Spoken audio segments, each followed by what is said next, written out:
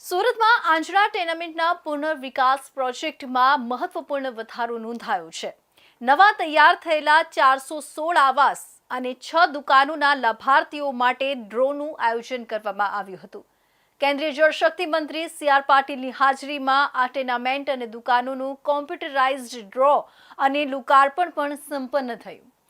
સુરત મહાનગરપાલિકાએ આ સમગ્ર પ્રોજેક્ટને public private partnership PPP model હેઠળ હાથ ધર્યો હતો, જેના દ્વારા આંજણામાં રહેલા ટેનામેન્ટનું આધુનિક સુવિધાઓ સાથે સફળ રીડેવલપમેન્ટ કરવામાં આવ્યું છે। લોકાર્પણ બાદ સી.આર. પાટીલે સ્થળ પર પહોંચી ટેનામેન્ટનું નિરીક્ષણ કરીને કાર્યની પ્રગતિ અને સુવિધાઓની સમીક્ષા પણ કરી હતી।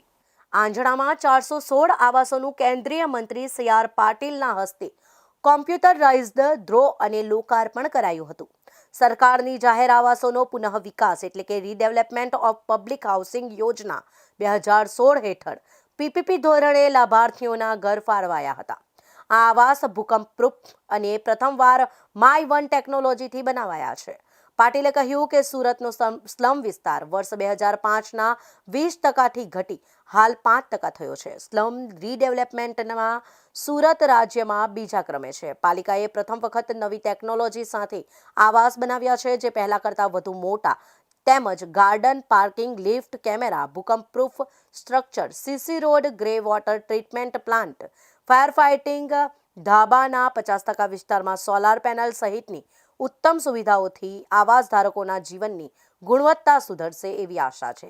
માય વન ટેકનોલોજીમાં મેનોલિથિક માળખું હોય છે, જેમાં દિવાલ અને સ્લેબને RCCથી એક સાથે કાસ્ટ કરાય છે, જેથી મજબૂત અને સમાન કોન્ક્રીટ માળખું બને। આ રીતે સમય 70% સુધી ઘટે છે। આ ટેકનોલોજીથી ઉચ્ચ ગુણવત્તાની ચોકસાઈવાળા એલ્યુમિનિયમ ફોર્મવર્કથી સરફેસ ફિનિશિંગ અને તેની વધારે ચોકસાઈ મળે છે।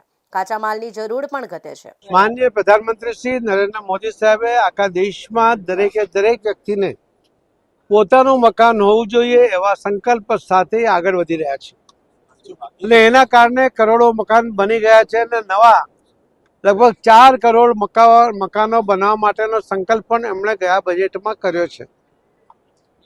સુરત મહાનગરપાલિકા અને ગુજરાતના મુખ્યમંત્રી શ્રી ભૂપેન્દ્રભાઈ પટેલ એમના દ્વારા પણ સૂચના દ્વારા અને સહયોગ દ્વારા સુરત શહેરની અંદર પણ હમણાં સુધીમાં 30,000 જેટલા મકાનો બન્યા છે અને બીજા 50,000 મકાનો આવનારા દિવસોમાં એ બનવા માટે જઈ રહ્યા છે।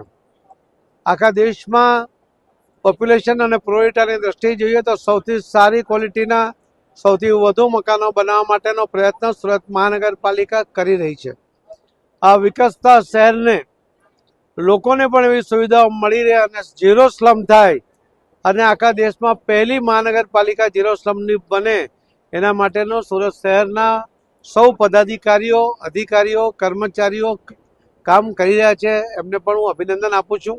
આંજણા ટેનામેન્ટનો આ રીડેવલપમેન્ટ પ્રોજેક્ટ સુરત શહેરમાં આધુનિક તકનીક અને સુવિધાઓ સાથેની રહેણાંક યોજનાઓના નવા ધોરણો નક્કી કર્યા છે।